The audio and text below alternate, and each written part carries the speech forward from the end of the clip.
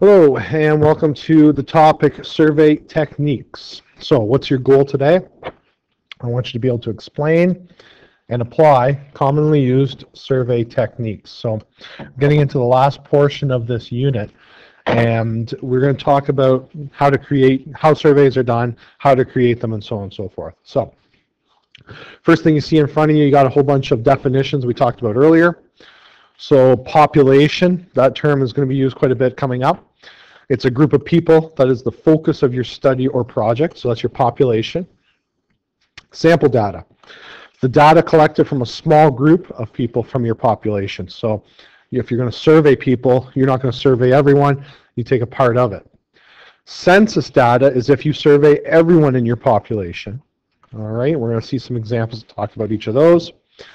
And remember, with census data, everyone in the population must be surveyed. And we talked about some of the problems with this. Okay? If you're talking about a country, so if your population is Canada, it's very, very tough to do. So very tough for large populations. All right? Almost impossible. The government usually only does a census every 4 years or 5 years, I think. I forget what they've changed it to. And that takes them 4 or 5 years to actually collect all the census data from the previous census. So very, very tough to do for large populations. It's very time consuming. Even if you have a small group, let's say you only are looking at 50 people or 100, it's still time consuming for you to go through and collect data from every person. So there's a couple problems, and that's why we typically do not do census data. Very, very, very rarely do people actually do a census. So I want to talk about the 4 types of sampling here. So our 4 types of sampling. Here are the titles on the side here. See how well this turns out. So the 4 types of sampling, there's other variations, but these are the 4 basic ones, and that's what I've done. I've kept it to a basic here. There's random. So random sampling, the chance of each person in the population is equally likely to be chosen. All right, so I'm looking at random sampling here.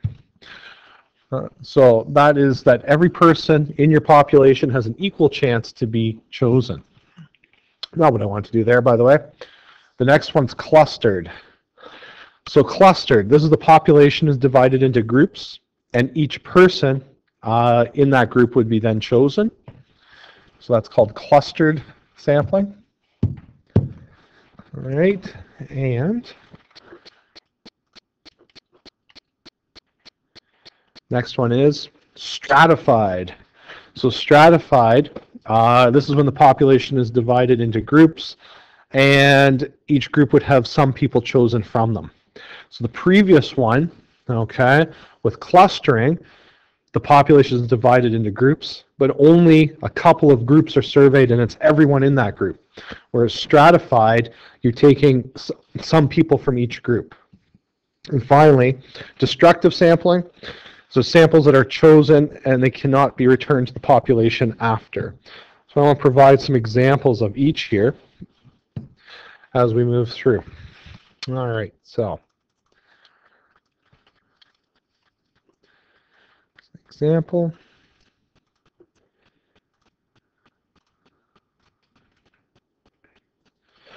Sorry, a bit of a technical difficulty there. So next one I want to look at, like I said, I want to give you a quick example of each.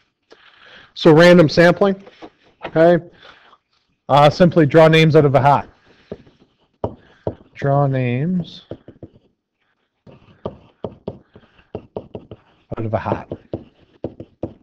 Okay, so if we're doing a sample of the high school here and you want to survey 50 people, we just put all the everyone's name in a hat and you pull 50 names out. So that would be random sampling. Clustered. So if we divide it into groups, so let's say that the school is divided into grades, which it already is. Actually, let's go divide it into classrooms. So we look at period 2. You guys would be part of the 2L math class. So everything's divided in there. Every person gets a survey. So let's say all math classes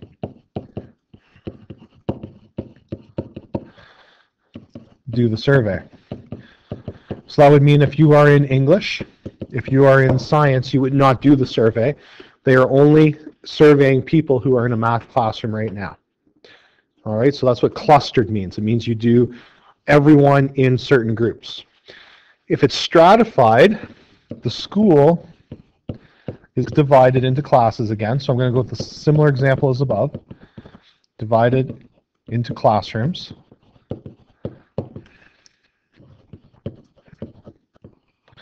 All right, and say 3 people from every class get surveyed. I'm just making up the 3-part. 3 people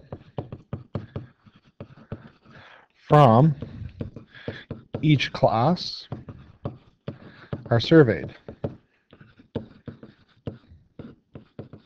All right, so now the difference being here, in the previous one, it was just the math classes and everyone would do the survey. Now, whoever comes to do the survey, they're going to give it to a couple of people in the room. So they're only going to pick 3 grade 10s in the math classroom because then they're going to pick 3 from the English room, 3 from the science. So it's what we call stratified. Destructive, this would be, it would be, I don't know how appropriate this would be, but for you to remember destructive, it would be survey a student and then destroy them so that they can't go back into the population. Destroy them. Okay. Obviously not a practical example or probably appropriate. So let's, I'm not going to put that in your note, obviously. So let's say chairs. Okay. Take 4 chairs and smash them. So we're seeing which ones are suitable to be used in a movie when they're having a big fight. Okay, obviously, once you smash the chairs, you can't put them back into the population. That chair is all gone. Excuse me. So that is destructive sampling. So it can't be returned back to that population. What are the pros? Okay. Random. Pros are it's quick. You don't have to think about this too much. It is fair, so you really couldn't have put it any better way. Clustered. Clustered is also very quick because you're just going to go into 1 or 2 classrooms in a school and you're going to provide a survey. What happens is that if you get everyone that's taking math, you may not have a balanced opinion, so opinions get missed. But that's not really a pro, so don't worry about that. I'm just trying to think what else is an advantage in terms of the difference between the other ones, because the stratified, a little bit more time consuming.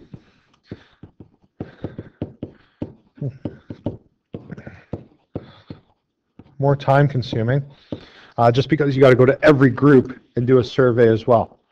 All right. Destructive, it doesn't really apply here in terms of pros. I mean, if you're testing light bulbs, you're testing chairs, you don't have another method. That's your only method that's available to you for the actual testing. So, finally, the cons. May get bias in group selection.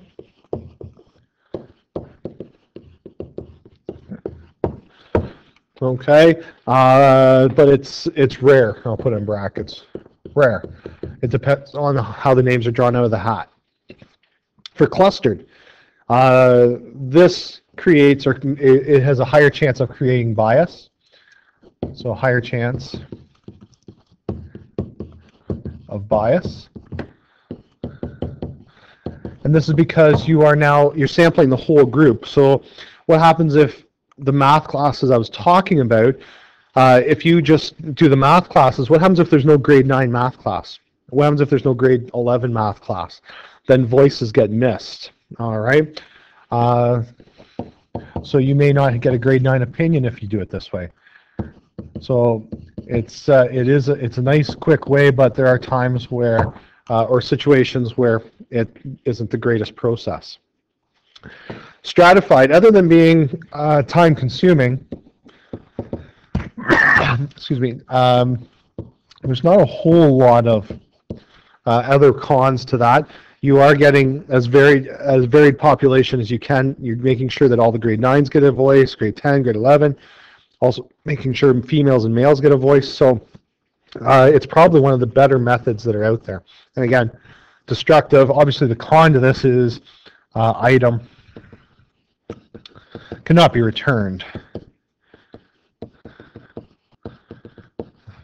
It's kind of gone once you've destroyed it. So, all right, so there's a quick rundown of each of the types. And those are the types you're going to be working with or have to identify. So, identify the type of sampling for each situation below. So the principal randomly selects 4 classes and surveys every student in those classes. So the principal broke it down into groups, 4 classes, and they're surveying every student in those classes. So this is an example of clustered sampling. So this is clustered. All right. Billy picks names out of a hat for people to be on his team. So as soon as you go to a random draw, it's exactly that. It's our random process. All right. A hockey card collector opens a drawer of sorted cards, so they're in piles, and randomly picks 3 cards from each pile. So we have them into classes or groups. They're sorted into piles, and he's picking, or she's picking 3 from each pile. So this is what we call stratified. Stratified. So it's in groups already, and we're picking a little bit from each group. Okay. Ministry of Education decides to survey students at your school, and 40 are randomly selected from the school roster. So basically they close their eyes and pick 40 students from the school. This is another example of random surveying. Okay. My 5th example, your teacher places assignments into piles of level 1, 2, 3, 4 work. He then chooses 2 samples from each pile to discuss. So the assignments were put into different piles, so they were sorted, and then we were taking 2 samples from each. So this is stratified. Stratified. All right, because it was set into groups, and then those groups we were taking a bit from each one. The cooking teacher tests 1 cupcake from each group to make sure they taste yummy. So if they take the cupcake and they test it, that means they ate it. We do not want the cooking teacher to return the cupcake to the tray because it probably is not in some edible form. This is what we call destructive surveying, destructive testing. Okay, so those are your different types. You're going to be asked in the homework to identify, should I use a sample or a census in your population? So we talked about the definitions, and you're going to look at if there's 100 people, 1,000,000 people, which is the best way to go. They're going to ask you about the different types of sampling techniques out there, which is the best, can you identify like you did on this page, and so on and so forth. So if you have any questions about any of the sampling techniques or sampler census, please let me know and we'll get that clarified.